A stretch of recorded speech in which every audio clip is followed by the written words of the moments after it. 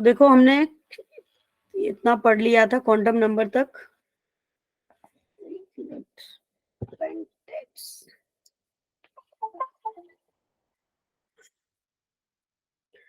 JEE वाले बच्चे भी पढ़ लेंगे, उनको भी समझ में आ जाएगा, कोई प्रॉब्लम नहीं है। मैं बिल्कुल स्टार्टिंग से टॉपिक पढ़ा रही हूँ। कोई बताएगा मुझे what is the quantum number?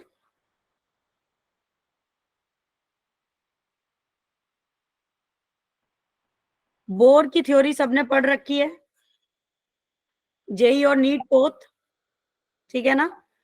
तो क्वांटम नंबर को एन से रिप्रेजेंट करते हैं, और इसके बारे में हम पहले बोर की थ्योरी में पढ़ चुके हैं। आनंद सर ने आपको पढ़ाया होगा बोर थ्योरी। बोर की थ्योरी में क्या क्या पढ़ाया है हमने? ठीक है, बहुत सारी चीजें पढ़ी थी, which are use to located.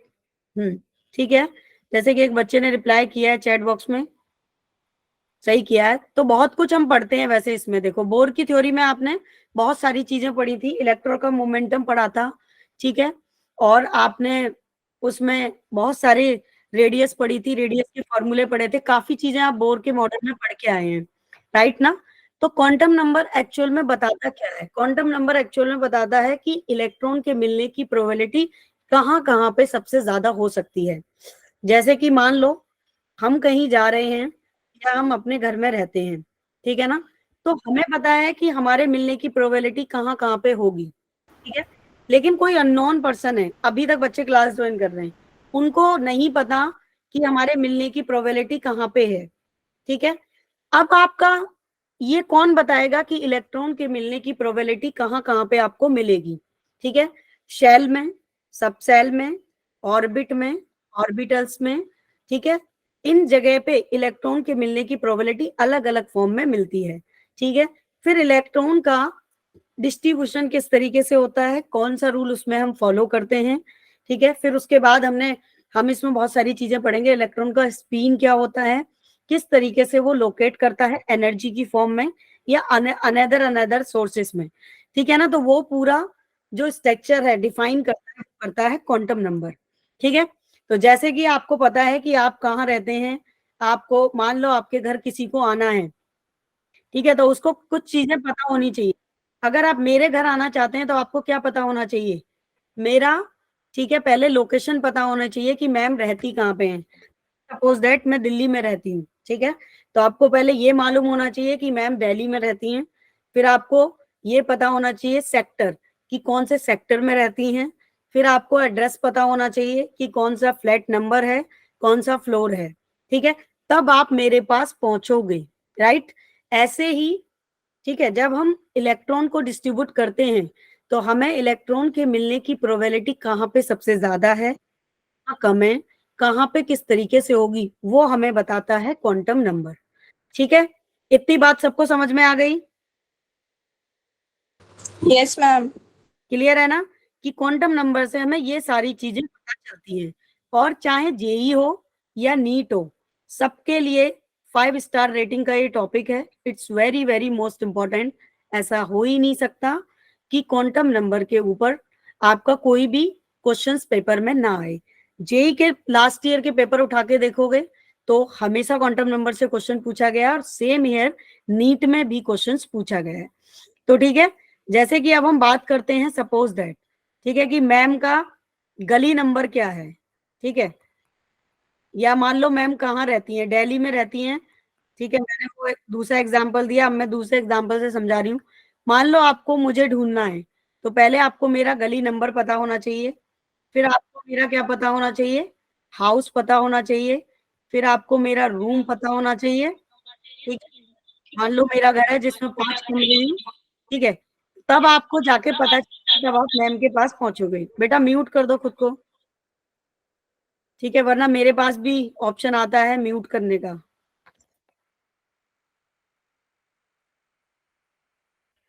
फिर सबको म्यूट कर दूंगी मैं ठीक है, क्योंकि फिर आवाज वॉइस आ रही है डिस्टर्ब। ओके मैम, कर दो, कोई प्रॉब्लम नहीं है।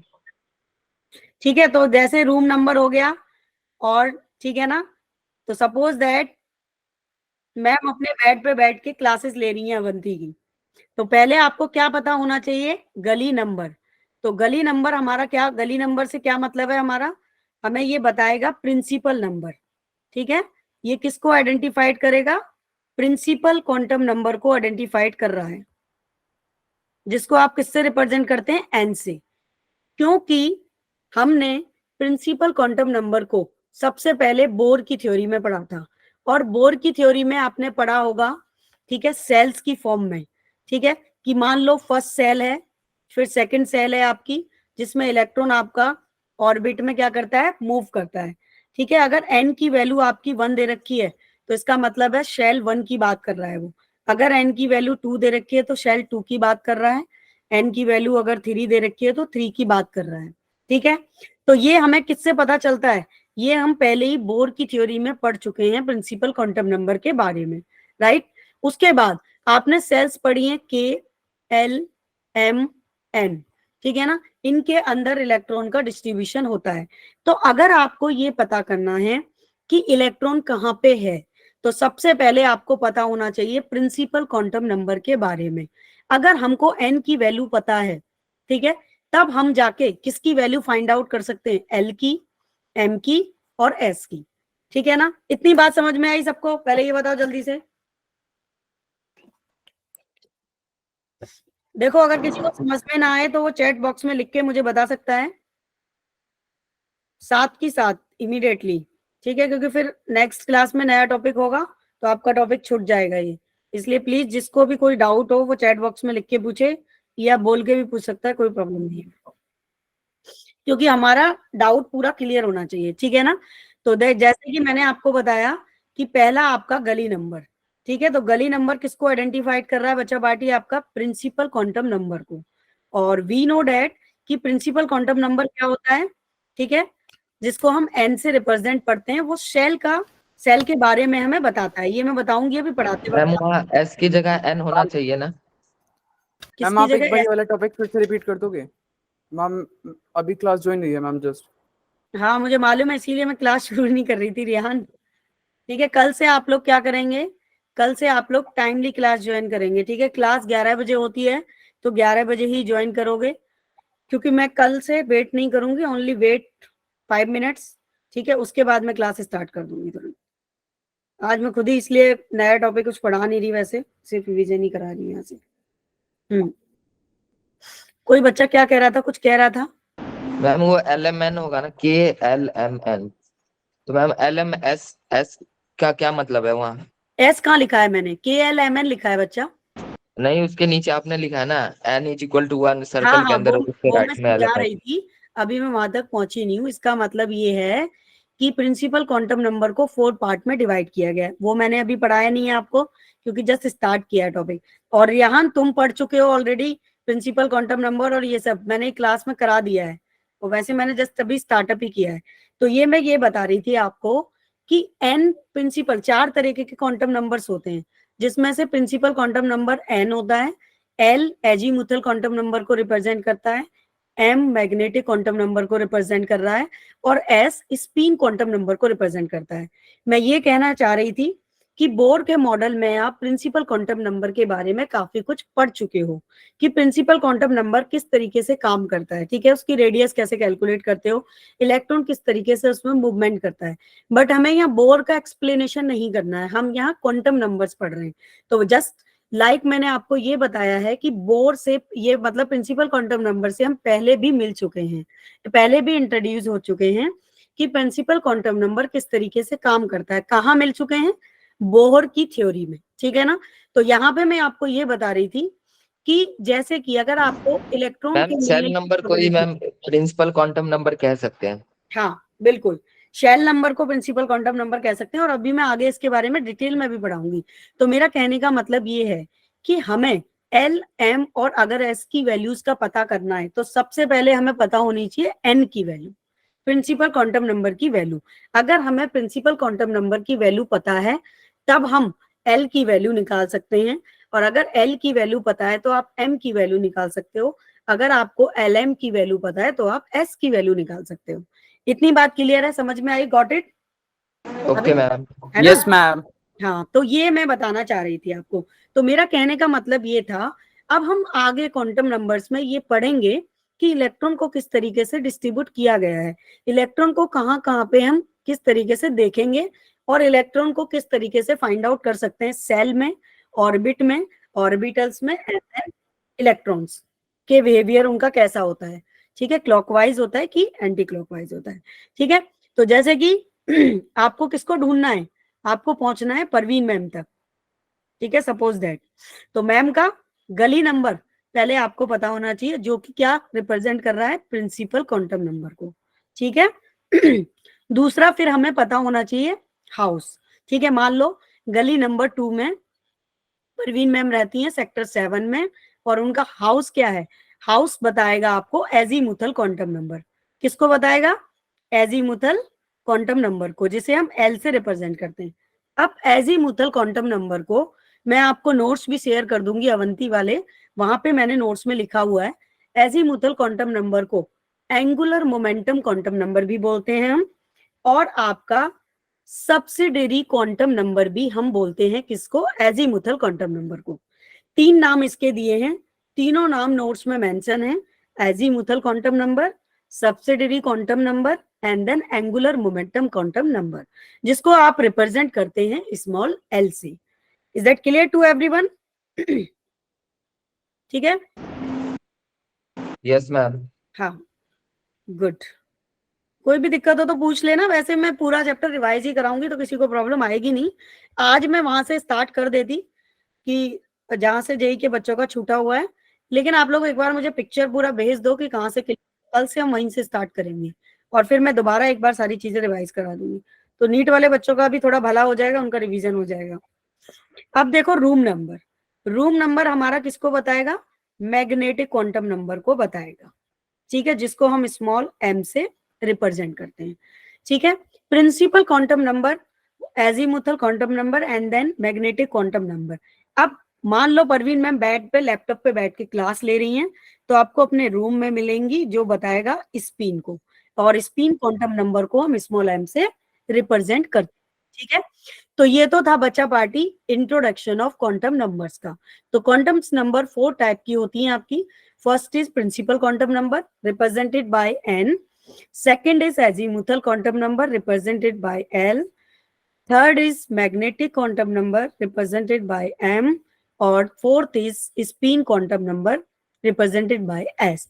मान लो सपोज दैट आप मेरे रूम तक पहुंच गए, मेरे बेड तक पहुंच गए, लेकिन फिर भी मैम आपको नहीं मिली, ठीक है, आप वहीं बैठ के वेट कर रहे हो कभी तो मैम आएंगी, क्योंकि इलेक्ट्रॉन के मिलने की प्रोबेबिलिटी कहीं पर भी हो सकती है, मैग्नेटिक में, एजीमुथल में, प्रिंसिपल क्वांटम नंबर, बट सबसे ज्यादा जो इलेक्ट्रॉन के मिलने की प्रोबेबिलिटी होती है वो मैग्नेटिक क्वांटम नंबर में होती है। इसके बारे में भी हम आगे पढ़ेंगे। अब नेक्स्ट इंपॉर्टेंट बात कि प्रिंसिपल क्वांटम नंबर को किसने प्रपोज किया था। अगर हम प्रिंसिपल क्वांटम नंबर के प्रपोज की बात करें तो इट्स वेरी इंपॉर्टेंट क्वेश्चन, ये भी पूछा जा सकता है आपसे, प्रपोज्ड बाय, नीट वाले बच्चे जरा बताओ, मैंने उनको बता रखा है, बोर, ठीक है, प्रिंसिपल क्वांटम नंबर को बोर ने प्रपोज किया था, ठीक है ना। इस तरीके से हम प्रिंसिपल क्वांटम नंबर को पढ़ते हैं। एजीमुथल क्वांटम नंबर की बात करें तो इसे, ठीक है, किसने प्रपोज किया था, किसी को याद है, please tell me, azimuthal quantum number को किसने प्रपोज किया था, ये मैंने बता रखा है। इसका मतलब नीट वाले बच्चों ने कुछ भी रिवीजन नहीं किया घर पे बैठ, 10 दिन पूरा मस्ती लिया। एकलव्य बताओगे बेटा आप? मैम समरफील्ड, कुछ ऐसे ही नाम है। समरफील्ड, राइट, ठीक है। तो किसने प्रपोज किया था इसको, समरफील्ड ने प्रपोज किया था। मैं लिख देती हूँ नाम, वैसे नोट्स में भी लिखा हुआ है, ठीक है, समरफील्ड ने प्रपोज किया था। मैग्नेटिक क्वांटम नंबर को किसने प्रपोज किया था, कौन बताएगा, किसी को याद है, कोई बताएगा? इसको भी मैंने बता रखा है, लिंडे ने, ठीक है, लिंडे साइंटिस्ट ने इसको प्रपोज किया था। और स्पिन क्वांटम नंबर को, ठीक है, किसने प्रपोज किया था, स्किम क्वांटम ने किया था, ठीक है, गोल्ड स्किम ने। तो ये कोई बात नहीं, ये सब चीजें तो नोट्स में भी लिखी हुई हैं, ठीक है। सबसे ज्यादा हमारे लिए इंपॉर्टेंट है कि हमें क्वांटम नंबर समझ में आना चाहिए। अब चलते हैं नेक्स्ट स्लाइड पे। तो देखो प्रिंसिपल क्वांटम नंबर क्या क्या हमें बता सकता है, मैं लिख देती हूँ। कि प्रिंसिपल क्वांटम नंबर से हमें क्या क्या चीजें पता चलती हैं और प्रिंसिपल क्वांटम नंबर की क्या क्या वैल्यू हम ले सकते हैं। तो ये तो आपको पता ही चल गया कि प्रिंसिपल क्वांटम नंबर को किससे रिप्रेजेंट करते हैं। बोलो एक बार जरा बोल के बताओ सब। एन। गुड। स्मॉल एन से रिप्रेजेंट करते हैं, राइट। और ये क्या करता है आपका, डेस्क्राइब, शॉर्ट में लिख दे रही हूं मैं, बाकी आपको सबको नोट्स में मिल जाएगा। साइज, इलेक्ट्रॉन वेव, ये सब पढ़ा है आपने, कहाँ पे पढ़ा है बताओ जरा, कहाँ पढ़ा है, बोर की थ्योरी में, ठीक है। टोटल एनर्जी, किसकी एनर्जी, ऑफ इलेक्ट्रॉन, ठीक है। जैसे कि के एल एम एन, कैसे रखते हो आप इसे, 1 2 3 4 एज अ इंटीगर नंबर। ये सब चीजें हम बोर की थ्योरी में पढ़ चुके हैं, ठीक है। अगर आप n इक्वल टू 1 लेते हो तो इसका मतलब हो जाएगा 1 ऑर्बिट, ठीक है, ऑर्बिट। क्योंकि प्रिंसिपल क्वांटम नंबर हमारा क्या बताएगा, ऑर्बिट और शेल को बताता है, ऑर्बिट एंड शेल का डिस्ट्रीब्यूशन करता है ये। और अगर आपने n इज इक्वल टू 1 लिया तो ये हो गया आपका सेकेंड ऑर्बिट, ठीक है। और सेल क्या हो गया इसका, के शेल। अगर हमने 1 लिया ऑर्बिट तो के शेल के लिए हो गया, अगर आपने 2 लिया तो एन शेल के लिए हो गया, और अगर आपने 3 लिया तो ये थर्ड ऑर्बिट की बात हो रही है, ठीक है। और ये हो गया एम शेल को रिप्रेजेंट करेगा। तो बाकी की थ्योरी की डिटेल एक्सप्लेनेशन इसमें लिखी है, बट मैं फिर भी हमेशा बोलती हूँ एक बात बच्चों से, नीट वाले बच्चे हों चाहे जेई वाले बच्चे हों, कभी भी थ्योरी पूछी नहीं जाती है, ठीक है। क्वांटम्स नंबर में क्वेश्चन किस तरीके का आएगा आपका, मैं दोनों मिक्स करके क्वेश्चंस कराऊंगी, जेई का भी और नीट का भी, ठीक है। दोनों के मिक्स क्वेश्चन कराऊंगी ताकि आप दोनों को समझ में आ जाए कि किस तरीके से मोस्ट प्रोबेबिलिटी क्वेश्चन पूछा जाता है।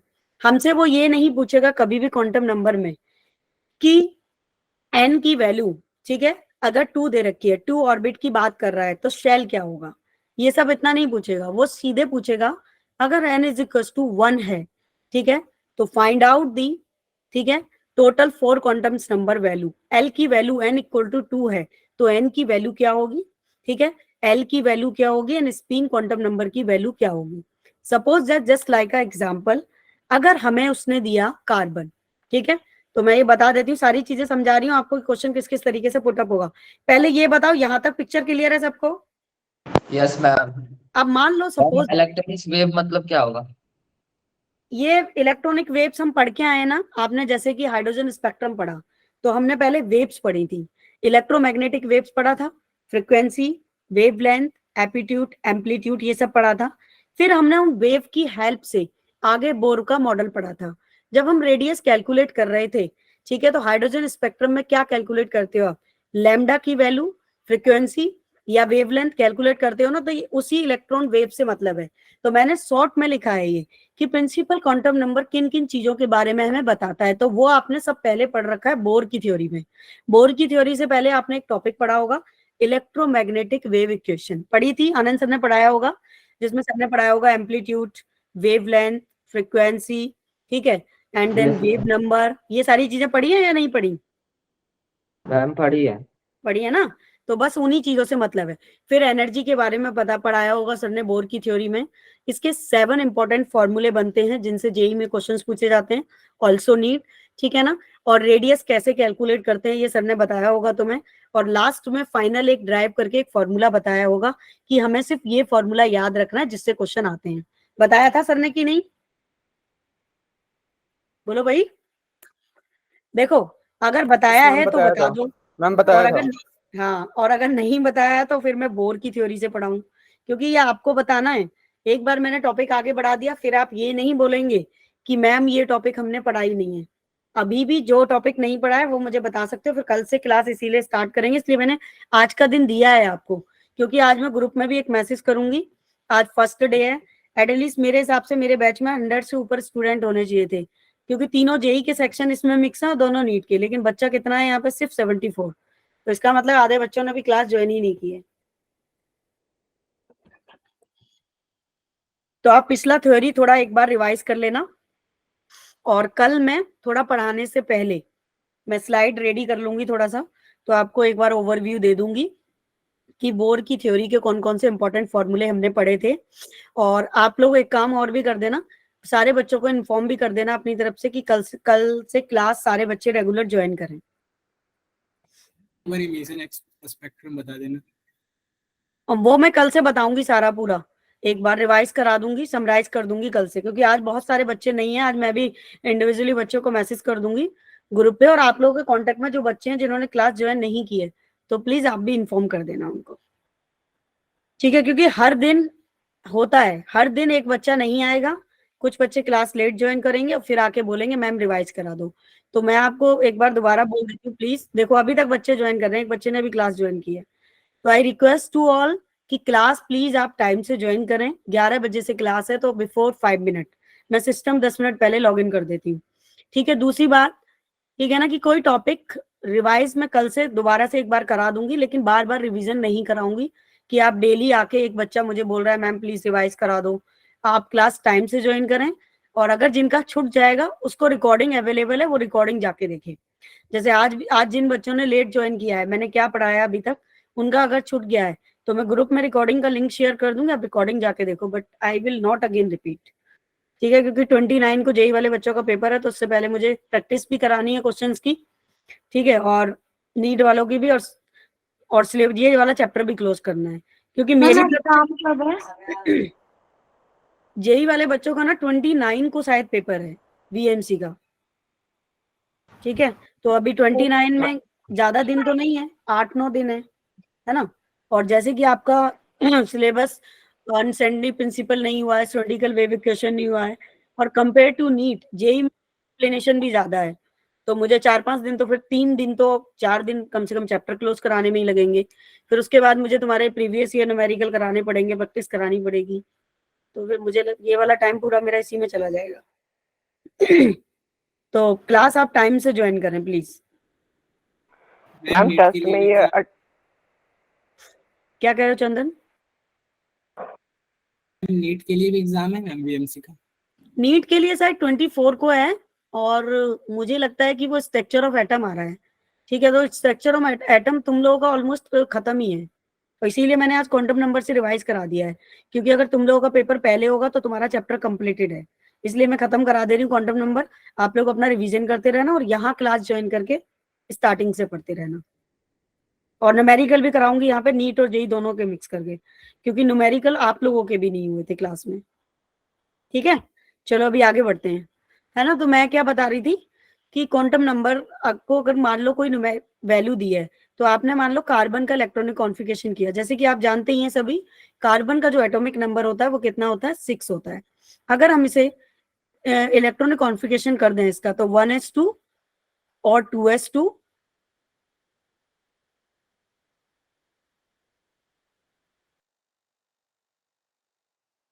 मैम आपकी आवाज क्लियर नहीं है, म्यूट। सिस्टम दिक्कत कर रहा है। एक यहाँ पे ऑप्शन आता है कि आईडी मॉर्निंग से प्रॉब्लम कर रही है, वो भी ऑप्शन नहीं आ रहा है, अभी अपने आप म्यूट भी हो जा रहा है। ये मुझे लगता है आईडी में कुछ प्रॉब्लम है, एरर आ रहा है इसमें, तो कोई नहीं, वो मैं चेक कर लूंगी दोबारा से।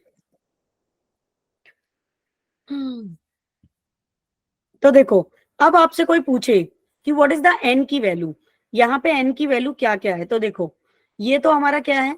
एस सब सेल्स है, ठीक है? और तो एन की वैल्यू यहाँ पे क्या हो गई? 1। इसके लिए अगर 1s के लिए हम बात करें, तो आप लोग गौर से देखो, look at the screen, 1s2 के लिए अगर बात हो रही है और यहाँ पे वो एन की वैल्यू पूछ रहा है, तो एन की वैल्यू हो जाएगी 1। अगर 2s के लिए बात कर रहा है, तो यहाँ पे एन की वैल्यू हो जाएगी 2, और अगर वो 2p के लिए बात कर रहा है, तो यहाँ पे n की वैल्यू कितनी हो जाएगी? 2। पहले ये बताओ, इतनी बात समझ में आई सबको, कि अगर वो क्वांटम नंबर आपसे पूछे, कोई भी उसने क्वेश्चन दे दिया और आपसे कहा how can the calculated of value of n, तो आप n की वैल्यू कैसे निकालोगे? अगर वो 2p के लिए बोल रहा है कि 2p2 के लिए n की वैल्यू क्या होगी, तो बच्चा पार्टी कितनी होगी? 2 होगी। हमेशा ये वाली जो वैल्यू दी होती है, मैं इसे अलग कलर से हाईलाइट कर देती हूँ। ये वाली जो वैल्यू है, ठीक है, ये वैल्यू ऑलवेज आपको n की वैल्यू बताएगी। इतनी बात समझ में आ रही है सबको? Please reply anyone. ठीक है, चैट सेक्शन में यस नो कुछ तो लिख दो भाई, Yes, ma'am. या रेज योर हैंड कर दो। वरना मैं फिर आगे बढ़ जाऊंगी, फिर क्वेश्चन करने में प्रॉब्लम आएगी। अब ये वाली जो वैल्यू दी है, ये हमें इलेक्ट्रॉन्स को बताएगी। ठीक है, तो इलेक्ट्रॉन्स को बताएगी, तो ये आपका पूछ सकता है वो स्पिन क्वांटम नंबर में। तो मतलब इस तरीके से चीजें हमें दी होंगी, उससे हमें पता चलेगा कि किसकी वैल्यू क्या है। अब देखो, एस की वैल्यू एल के लिए अलग होती है, ठीक है, पी के लिए एल की वैल्यू अलग होती है। तो ये चीज अभी हमने पढ़ी नहीं है, हम आगे पढ़ेंगे।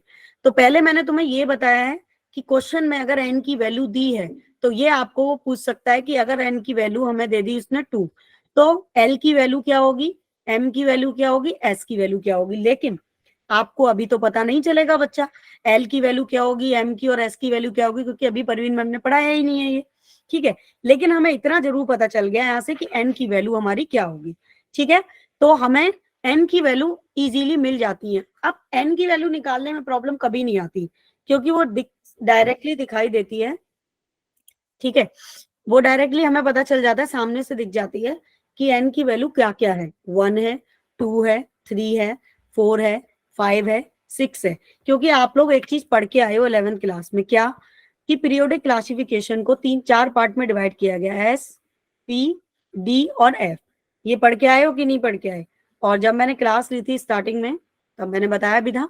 और एस में 2 से ज्यादा इलेक्ट्रॉन नहीं हो सकते, 6, ठीक है, 10 और 14। ठीक है, तो सबके लिए वैल्यू अलग अलग होती है। ठीक है ना, किसी की वैल्यू भी वो दे सकता है, किसी की वैल्यू भी वो पूछ सकता है। इतनी बात क्लियर है सभी को यहां तक? ठीक है, अब देखो, अगर हम बात करें नंबर ऑफ सबसेल्स, अगर हमारी नंबर ऑफ सबसेल्स है, नंबर ऑफ सबसेल्स, ठीक है, प्रेजेंट इन 9th सेल या एन सेल में लिख दो। ठीक है, कैसे? देखो, अगर आपका एन दिया है उसने और वो तुमसे पूछे सब सेल्स, ठीक है, तो इस एन के लिए अगर उसने वैल्यू दे दी 3, तो कितनी सब सेल्स हो जाएंगी इसकी? ठीक है, आपकी एस 3 हो जाएंगी, एक एस, पी और डी एफ। एस हो जाएगी एक तो, पी और डी, क्योंकि हम इस 3 नंबर के लिए एस में भी इलेक्ट्रॉन डिस्ट्रीब्यूट कर सकते हैं, पी में भी और डी में भी। फिर वो डिपेंड करता है बच्चा बाटी हमारा एटॉमिक नंबर पे। ठीक है, अगर उसने दिया तुम्हें यहाँ पे वैल्यू 2 की बात कर रहा है वो, तो 2 के लिए आपकी कितनी हो जाएंगी सब सेल्स आपकी? ठीक है, नंबर आपका जो टोटल होगा वो 4 होगा। तो मतलब जस्ट लाइक एग्जाम्पल कि इस तरीके से हम डिस्ट्रीब्यूशन करते हैं। ठीक है, अब देखो कैसे करेंगे और क्यों करेंगे, ये मैं आपको आगे बताती हूँ। एक बार मैं यहाँ पे भी आपको पूरा लिख देती हूँ स्टार्टिंग से। एक चीज ध्यान रखना, प्रिंसिपल क्वांटम नंबर किसको बताएगा बच्चा? ऑर्बिट और शेल को। ठीक है, दूसरा आपका एजीमुथल क्वांटम नंबर, ताकि आप भूले ना। मैं एक बार दोबारा लिख दे रही हूं, जिसको आप बोलते हो एंगुलर और जिसको आप बोलते हो सब्सिडियरी नंबर। ठीक है, जिसे रिप्रेजेंट करते हो स्मॉल एल से। ये क्या बताता है आपका? सब सेल्स। ठीक है, नेक्स्ट है तीसरा, कौन सा है? Magnetic quantum number.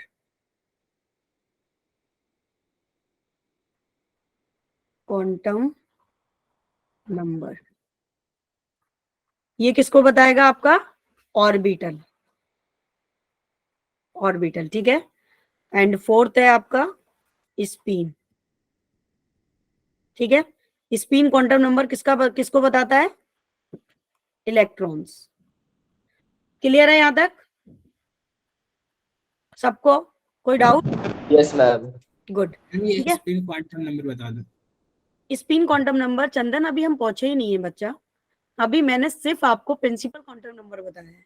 इसके बाद एल बताऊंगी, फिर एम बताऊंगी, फिर एस बताऊंगी। तो जहां तक मैंने पढ़ाया है वो पहले अच्छे से समझ लो। ठीक है ना, मैंने पूरा जो पढ़ाया आपको यहाँ पे जो समझाया था उसको समराइज करके एक बार आगे स्लाइड में भी लिख दिया है, ताकि आपको ये पता रहे कौन सा क्वांटम नंबर हमें क्या क्या बताता है। Repeat again my words. Principal quantum number orbit of shells को बताएगा।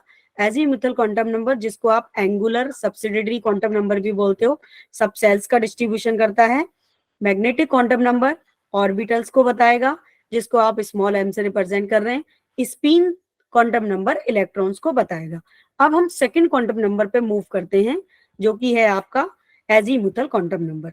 तो बेसिकली जो प्रॉब्लम आती है बच्चों को समझने में, वो दो क्वांटम नंबर्स में आती है, एक तो एजीमुथल क्वांटम नंबर में और एक मैग्नेटिक क्वांटम नंबर में। तो प्लीज इसको आप लोग केयरफुली समझना, आपको बाकी जगह पे दिक्कत नहीं आएगी, दिक्कत आएगी यहाँ। इतनी बात क्लियर है सबको? तो सेकंड है एजीमुथल क्वांटम नंबर, और बहुत बहुत इंपॉर्टेंट टॉपिक है, ठीक है। प्रपोज किसने किया था? अभी बताया था मैंने क्लास से पहले। ये याद होनी चाहिए डिस्कवरी, कभी कभी डिस्कवरी भी पूछ लेते हैं, ठीक है। तो देखो भाई, एजीमुथल क्वांटम नंबर क्या है? सबसे पहले स्मॉल एल से रिप्रेजेंट करते हैं। बताता क्या है ये? Shape of electrons cloud the number of सब सेल्स। Is that clear? इतना क्लियर है सबको? एक बार सारे बच्चे जरा रेज योर हैंड कर दें, जितने भी बच्चे इस क्लास में प्रेजेंट हैं। मैम ये इलेक्ट्रॉन क्लाउड क्या होता है? गुड, ठीक है। शेप ऑफ इलेक्ट्रॉन बताएगा, क्लाउड ऑफ नंबर ऑफ सब सेल्स को ये बताएगा कैसे। अब वो देखते हैं। देखो, सबसे पहले इसमें एक इंपॉर्टेंट बात है, ध्यान रखना बेटा, कि जो एल की वैल्यू होती है वो 0 to n-1 तक होती है। मतलब ये इसका एक फॉर्मूला है जो हमें याद रखना है। आप अभी इसको लगा के भी देखोगे तो आपको पता चल जाएगा। अब suppose that principal quantum number, azimuthal quantum number की वैल्यू प्रिंसिपल क्वांटम नंबर पे डिपेंड करती है। तो अगर हमें दिया है n=1, तो जो l की वैल्यू हो जाएगी वो हो जाएगी 0। अब l की वैल्यू 0 कैसे हो जाएगी? तो देखो, l की वैल्यू होती है 0, 123। आपको सिर्फ एक ये नंबर l की वैल्यू के लिए याद रखना है, 0, 123। ठीक है क्या? Please reply everyone. Yes ma'am. Yes ma'am. कौन सा नंबर याद रखना है हमें? 0, 123। तो 0 नंबर हमें हमेशा बताता है s की वैल्यू को। किसके लिए बताता है? l की वैल्यू के लिए। अगर हमसे कोई l की वैल्यू की बात करे, ठीक है, जैसे कि मान लो परवीन मैम ने पूछा चंदन से ठीक है, या मान लो एकलव्य ने पूछा चंदन से कि चंदन s के लिए, ठीक है, पूरी पीरियोडिक क्लासिफिकेशन 4 पार्ट में डिवाइड है, वी नो दैट, हम जानते हैं s, t, d और f, ठीक है। तो चंदन से पूछा कि s की वैल्यू l के लिए क्या होगी। तो s की वैल्यू l के लिए, किसी भी l के लिए, चाहे वो 2s है, चाहे वो 2p है, चाहे वो 3p है, ठीक है, तो वो सॉरी, चाहे वो 2s है, मैं एक बार लिख देती हूँ, लिख के समझाऊंगी तो समझ में आ जाएगा। यहाँ पे साइड से ढंग से समझना प्लीज, ठीक है। चाहे वो 2p की बात, 2s की बात कर रही है मैम, या 3s की बात कर रही है, या 4s की बात हो रही है, या 5s की बात हो रही है, या 6s की बात हो रही है, या 7s की बात हो रही है, बच्चा पार्टी, ठीक है। हमेशा s की वैल्यू l के लिए क्या होगी? 0 होगी। इतनी बात क्लियर है सबको? क्लियर है कि नहीं? Yes ma'am. परवीन मैम ने आपको एक नंबर दिया है और वो नंबर यहाँ पे लिख दिया है। ये नंबर जिसको याद है उसे कभी भी s की वैल्यू फाइंड आउट करने में दिक्कत नहीं आएगी। क्यों नहीं आएगी? क्योंकि हमें पता है कि जो l की वैल्यू होती है वो 0, 123 होती है। तो अब वो नंबर चाहे कोई भी हो, और ये वाला जो नंबर है जो बता रहा है हमें 2, 3, 4, 5, 6 और 7, वो किसको बता रहा है बच्चा पार्टी? वो नंबर बता रहा है हमें n की वैल्यू को। इतनी बात क्लियर है? एस की वैल्यू सबको समझ में आ गई, एल के लिए कैसे निकालनी है? Clear to all? और देखो, और ये जो सबसेल्स है, ये वाला जो फॉर्मूला हमने यहाँ पे लगाया, ये हमें बताएगा टोटल सबसेल्स। ठीक है, तो देखो अभी आपको परवीन मैम ने लिखा कि अगर n इज इक्वल्स टू 1 है तो l की वैल्यू हमेशा क्या होगी? 0 होगी। ठीक है, अब 0 होगी तो ये हमें बताएगा क्या? Number of subcells. ठीक है, तो हमारा सबसेल्स इस वैल्यू के लिए क्या हो जाएगा बच्चा पार्टी? Only 1s। क्लियर है क्या सबको? ठीक है, तो हमारा देखो इस नंबर के लिए जो l की वैल्यू है वो तो हो गई 0, क्योंकि परवीन मैम ने लिखा s। अब हमें p की वैल्यू चाहिए, तो p की वैल्यू होगी 1, और अब हमें चाहिए d की वैल्यू होगी 2, और अगर हमें चाहिए 3 f की वैल्यू, तो f की वैल्यू होगी 3। ठीक है, तो अब आपको दिया, हम सबसेल्स को फाइंड आउट कर रहे हैं क्योंकि this formula is used to subshell. कभी कभी पेपर में वो क्लियरली पूछता है। अब मान लो कैसे पूछेगा, ठीक है, मान लो मैंने तुम्हें दिया, ठीक है क्या, मैं क्वेश्चंस भी करके दिखा देती हूँ तुम्हें। n की वैल्यू 1 है, ठीक है, इसने क्वेश्चन में पूछा कि n इक्वल टू अगर 1 है तो कितना सबसेल होगा? तो बच्चा पार्टी एक ही तो सबसेल होगा 1s। अब उसने ऑप्शन दे दिया तुम्हें, A option is 1s, B option is 2s, C option is 1s and 2s, और D option is 1s, 2s and 3s। तो बच्चा पार्टी ये तीनों ऑप्शन तो गलत हो गए। ठीक है, n इक्वल टू अगर 1 है तो ये जो 1 है वो किस में होगा? 1s के अंदर होगा। तो करेक्ट आंसर हमारा क्या हो गया? ये हो गया। ठीक है, अब वो ये पूछ रहा है अगर आपसे कि n इक्वल टू 1 के लिए टोटल सबसेल्स क्या है। मैं सब कुछ कराऊंगी आपको, फॉर्मूले में ट्रिक भी बताऊंगी, डोंट वरी अबाउट इट। अभी फिलहाल ये समझो कि है क्या है। तो टोटल सबसेल्स कितनी हो गई हमारी? 1, क्योंकि एक ही तो है, देखो जरा, ओनली 1 ही तो है। पहले ये बताओ, इतनी पिक्चर क्लियर है सबको? कृपया करके यस नो कुछ तो कर दो भाई। मैम पिक्चर नहीं दिख रही। स्क्रीन नहीं दिख रही है? एक सेकेंड बेटा, सबको प्रॉब्लम है क्या? स्क्रीन शेयर नहीं हो रही है? Yes ma'am. एक मिनट रुको, कुछ नो मैम। तो बता दिया करो, ऐसी उल्टी सीधी चीजें अगर होती रहती हैं तो मैं स्क्रीन वापस से कोई और बच्चा स्क्रीन शेयर कर रहा है इसलिए नहीं दिख रही होगी कुछ को। यस मैम, हमें तो दिख रही, अब नहीं दिख रही। अभी तो मैंने हटा दी है।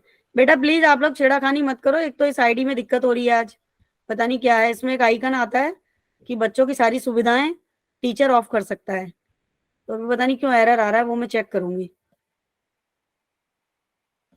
बाकी समझ में तो आ रहा है ना आप सबको अच्छे से? अभी यस दिख रही है? समझ में आएगा सबको? बहुत बढ़िया तरीके से पढ़ाऊंगी क्वांटम नंबर। इसीलिए हमेशा बोलती हूँ हमारा फोकस सिर्फ समझने पे होना चाहिए, ये नहीं होना चाहिए कौन टीचर पढ़ा रहा है कौन नहीं पढ़ा रहा। भाई कोई भी पढ़ाए, हमें समझ आना चाहिए, हमारी पिक्चर क्लियर होनी चाहिए, हम क्वेश्चन लगा पाए, बस ये होना चाहिए। ठीक है, चलिए आगे बढ़ते हैं। ठीक है, तो देखो shape of electron cloud number of subcells. ठीक है ना, तो अब देखो n अगर 1 है तो l की वैल्यू तो 0 हो गई भाई, और नंबर ऑफ सबसेल्स इसके लिए क्या हो गया? 1 हो गया। अब बच्चा पार्टी आपने अगर n की वैल्यू 2 ले ली, तो देखो 2 के लिए आप लोग खुद मुझे बोल के बताओ, अगर हमने l इक्वल टू 2 लिया तो हमारी वैल्यू क्या क्या हो जाएंगी भाई? देखो कहां से कहां तक जा रही है, 0 से n माइनस 1 तक जा रही है। ठीक है, तो भाई बच्चा पार्टी l की वैल्यू कितनी हो जाएगी? 0 1। ठीक है, क्योंकि अगर आप 2 लिख रहे हो भाई तो सबसे पहले आप कहाँ गए होंगे? 1s में गए होंगे, फिर उसके बाद ही आप 2s में जाओगे बच्चा पार्टी।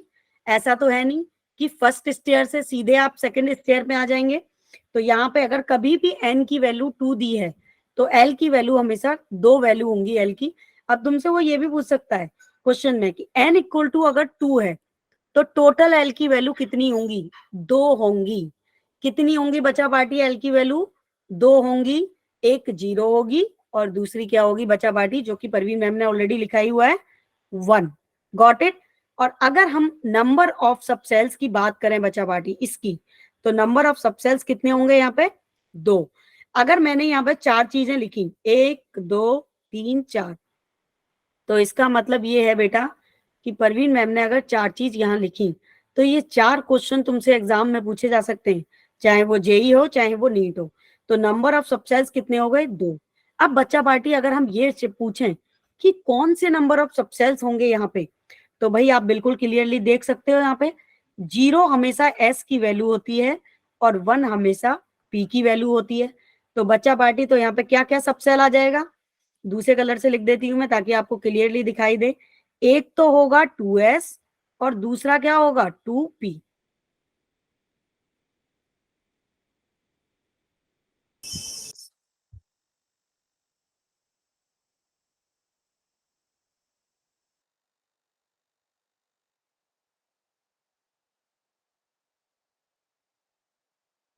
भाई ये सिस्टम बड़ा दिक्कत कर रहा है, आज मुझे सिस्टम भी थोड़ा ठीक करना पड़ेगा, बार बार म्यूट हो रहा है खुद से।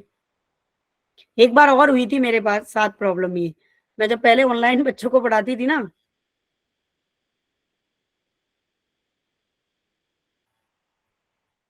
ये आईडी में कुछ एरर आ रहा है, इसको मैम अब आ रही है मैम। आने नहीं देगा, एक सेकेंड।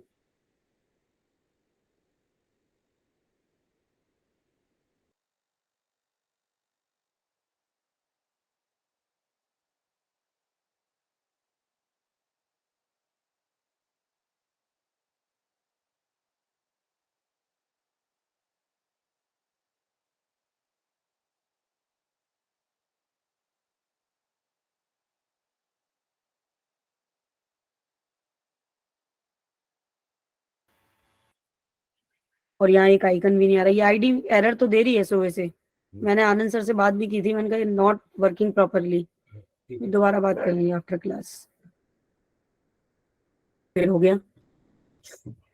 बच्चा इसमें ना आईडी में कुछ एरर आ रहा है, ठीक है? तो मैम आईडी में एरर नहीं आ रहा, बच्चे कर सकते हैं आपको म्यूट।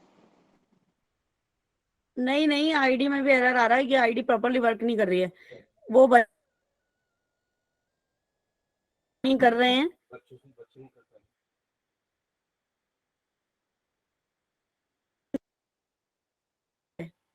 हम बच्चों को सेम लिंक प्रोवाइड ही नहीं करते कि बच्चा कोई छेड़खानी कर सके सिस्टम के साथ। एडमिन मैं हूं यहाँ पे, एडमिन यहाँ। मैम आप बार बार म्यूट हो जा रहे हो। हाँ बेटा वो ना मैम फिर म्यूट हो गए आप। आईडी में कुछ प्रॉब्लम हो रहा है बेटा, इसलिए अपने आप म्यूट हो रहा है।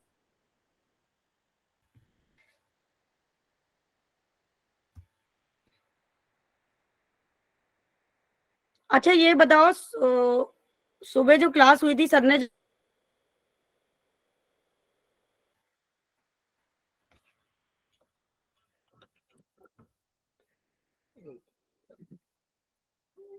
Video,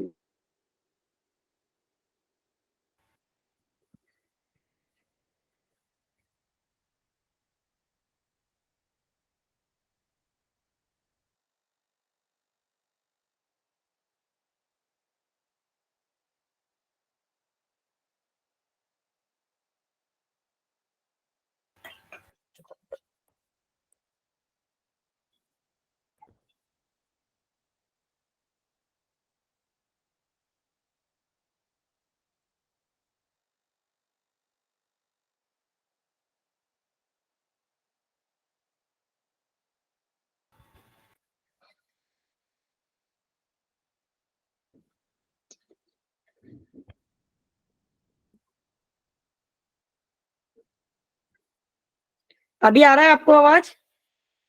yes ma'am. वो ना कुछ आईडी में एरर है बच्चा इसमें। मैम आईडी में एरर नहीं है मैम।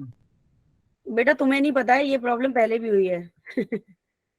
ये आप इसलिए बोल रहे हो क्योंकि बायो की क्लास ली है ना। मैम म्यूट हो गए। हाँ वो गूगल मीट में कभी कभी दिक्कत करता है, कोई नहीं, वो मैं बाद में हैंडल करूंगी। चलो अभी बार खुद से म्यूट हो रहा है, ठीक है? तो मैं अभी क्लास ना ऑफ कर रही हूँ, इसको ठीक करती हूँ।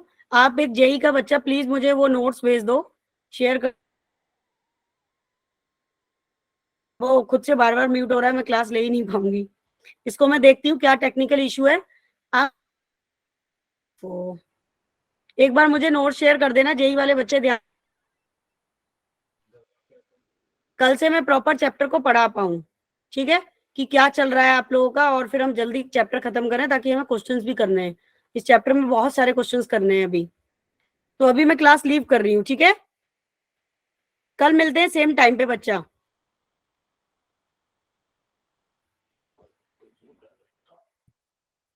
Thank you ma'am. हाँ, वो खुद से म्यूट हुआ जा रहा है बच्चा। I am so sorry, this is the technical fault. Check करती हूँ कि क्या एरर है, वो बार बार म्यूट हो रहा है। बाय।